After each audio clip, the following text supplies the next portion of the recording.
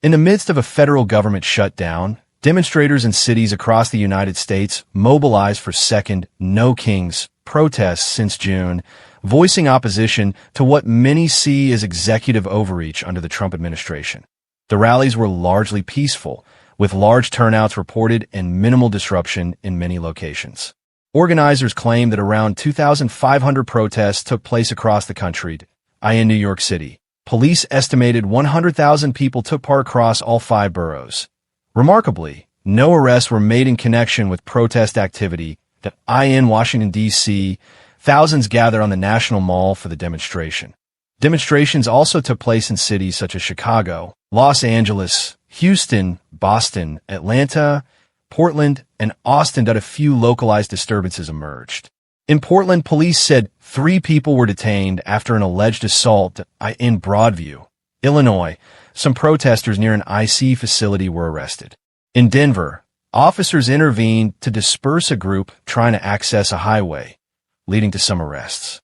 Despite these isolated incidents, authorities and media reports indicated that the vast majority of the protests remained peaceful.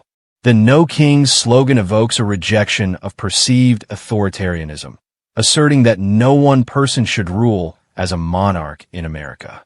Many participants framed the protests as a defense of democratic norms and a pushback against what they see as encroachments by the executive branch. At the D.C. rally, Senator Bernie Sanders addressed the crowd, calling the movement a Love America rally and thanking those who turned out to affirm, "We the people will rule." He joined others who sought to place the protests in the context of defending constitutional governance and resisting unilateral power grabs. Prominent Democrats, including California Governor Gavin Newsom, also weighed in.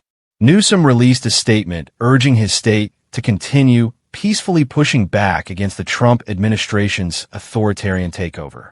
On the other side, Republican leaders sharply criticized the rallies.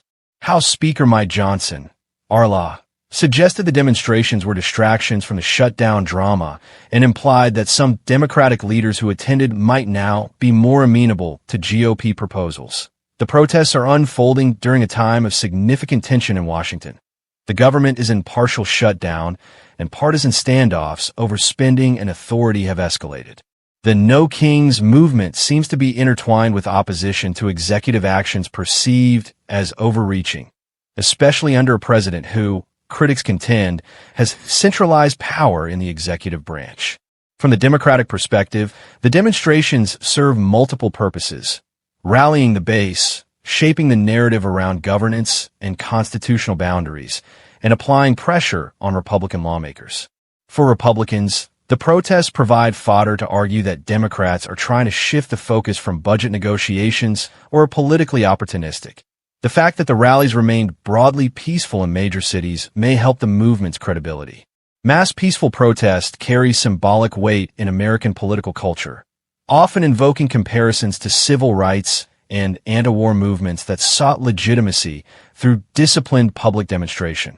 While turnout in metropolitan areas was high, it remains to be seen whether the momentum can sustain itself, especially once the shutdown ends or evolves.